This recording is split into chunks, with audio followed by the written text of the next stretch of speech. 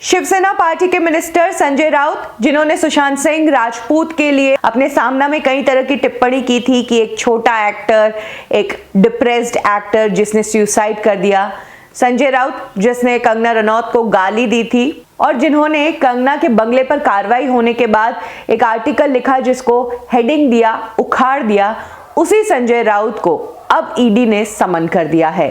संजय राउत को अपने पैसों का पूरा ब्यौरा अब ईडी को देना होगा। अपने सभी बैंक के ट्रांजैक्शंस, सभी फाइनेंशियल डिटेल्स ईडी के सामने रखनी होगी।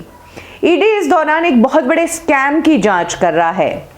Punjab and Maharashtra cooperative bank का ये स्कैम, जिसको 4000 करोड़ से भी ज्यादा बताया जा रहा है, इस स्कैम में कई लोगों को इन्वेस्टिगेट किया गया है और उसी स्कैम के चलते संजय राउत की वाइफ वर्षा राउत का भी नाम आया है और इसी मामले में अब ईडी ने संजय राउत की वाइफ को समन किया है। इससे पहले भी ईडी 2 बार संजय राउत की वाइफ को समन कर चुकी है, लेकिन दोनों ही बार संजय राउत की वाइफ वर्षा ने इस पूछताछ को स्किप किया, जिसके चलते अब तीसरी बार समन किया गया है और कहा गया है कि 29 दिसंबर से पहले वर्षा राउत को ईडी के सामने पेश होना पड़ेगा, उनके सवालों के जवाब देने पड़ेंगे। अगर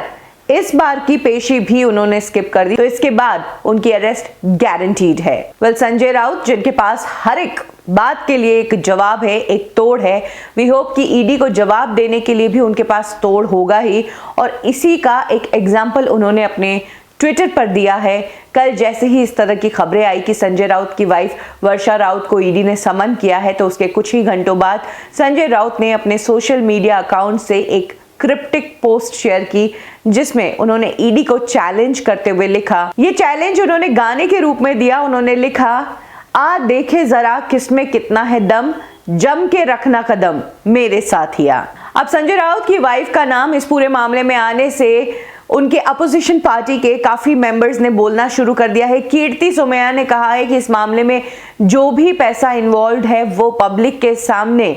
क्लियर होना चाहिए और पब्लिक को भी इसकी जानकारी होनी चाहिए। पिछले कुछ समय से संजय राउत को लेकर काफी खबरें आती रही हैं, क्योंकि भले ही सुशांत सिंह राजपूत मामला हो, कंगना रनौत का मामला हो या फिर बिहार पुलिस का सुशांत के केस के लिए मुंबई आने की बात हो, संजय राउत ने इन सभी बातों पर पर्सनली मीडिया में भी जाकर टिप्पणी की है। इसके अलावा कई टाइम तक उन्होंने अपने मुखपत्र सामना में कई सारे आर्टिकल्स में कंगना, सुशांत, इन सब का जिक्र किया है और बहुत ही अभद्र टिप्पणियां भी की है। ऐसे में अब जब संजय राउत की वाइफ का नाम इस पूरे मामले में आ रहा है, तो उन्हें उन्हीं का लिखा हुआ टेस्ट अब महसूस हो रहा है कि जैसा वो लोगों के लिए लिखते थे, अब लोग वैसा उनकी वाइफ के लिए लिख रहे हैं।